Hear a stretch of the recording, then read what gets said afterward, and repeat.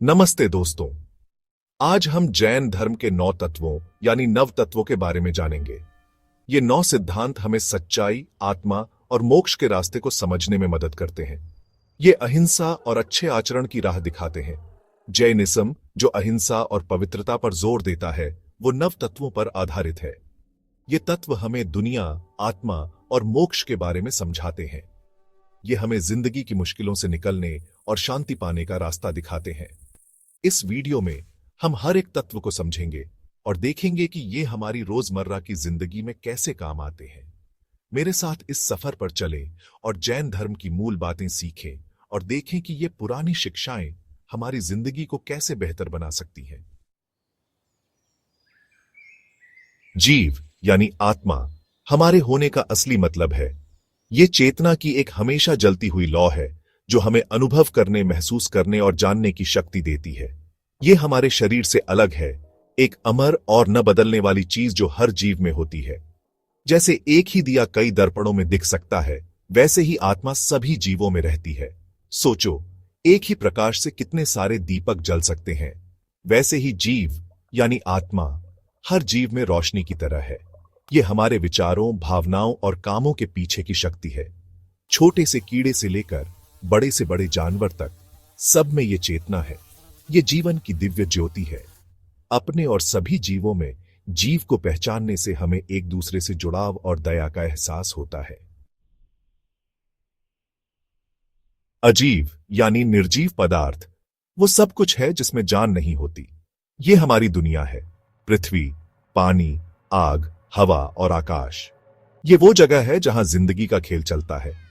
हालांकि अजीव में चेतना नहीं होती, फिर भी ये जिंदगी के संतुलन में बहुत जरूरी है। जैसे एक सुंदर कपड़ा कई धागों से बनता है, वैसे ही दुनिया जीवित और निर्जीव दोनों से मिलकर बनी है। हालांकि अजीव में जान नहीं होती, लेकिन ये जिंदगी का आधार है। तत्व, ग्रह, तारे सब इस दुनिया के खेल का हिस्सा है। अजीव को समझने से हम सब चीजों के जुड़ाव को समझ पाते हैं और पर्यावरण का सम्मान करते हैं। पुण्य यानी अच्छे कर्म वो अच्छे बीज हैं जो हम अपनी आत्मा में बोते हैं। ये दया, करुणा, प्रेम और सच्चाई के काम हैं। हर अच्छा काम एक अच्छी ऊर्जा बनाता है जो हमारे अंदर खुशी, शांति और अच्छाई बढ़ाता है। मानो आप अपने दिल के बगीचे में दया का बीज बोते हैं। जैसे जैसे आप इस बीज को प्यार और करुणा से सींचते हैं, ये एक खूबसूरत फूल बन जाता है जिसकी खुशबू दूर दूर तक फैलती है। वैसे ही हर पुण्य कर्म अच्छे कर्म बनाता है जो हमें एक अच्छे भविष्य की ओर ले जाता है। ईमानदारी, क्षमा और दान जैसे गुणों को अपनाकर हम अपनी आत्मा को शुद्ध करते हैं और अपने जीवन में खुशियां लाते हैं। चौथा अध्याय पाप यानी बुरे कर्म गलत फहमी और लालच की वजह से होते हैं।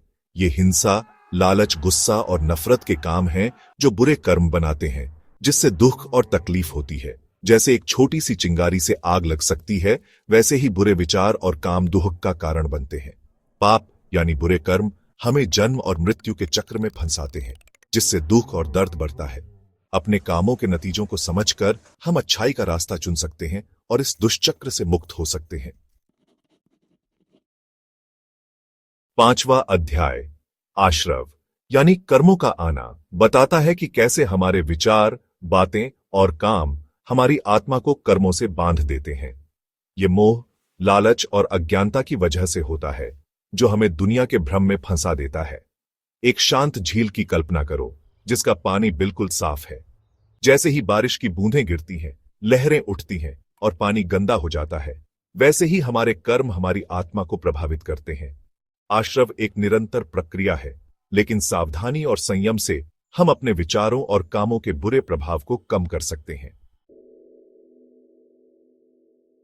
छठा अध्याय बंधन यानी कर्मों का बंधन वो रस्सी है जो आत्मा को कर्मों के फल से बांधती है।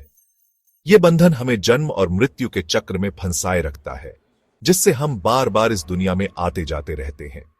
जैसे मकड़ी अपना जाला बुनती है और उसमें कीड़े फंस जाते हैं, वैसे ही कर्म हमें संसार के चक्र में बांध देते हैं। बंधन हमारे पिछले कर्मों का नतीजा है, चाहे वो अच्छे हों या बुरे। यही वो शक्ति है जो हमें नए जन्मों में धकेलती है।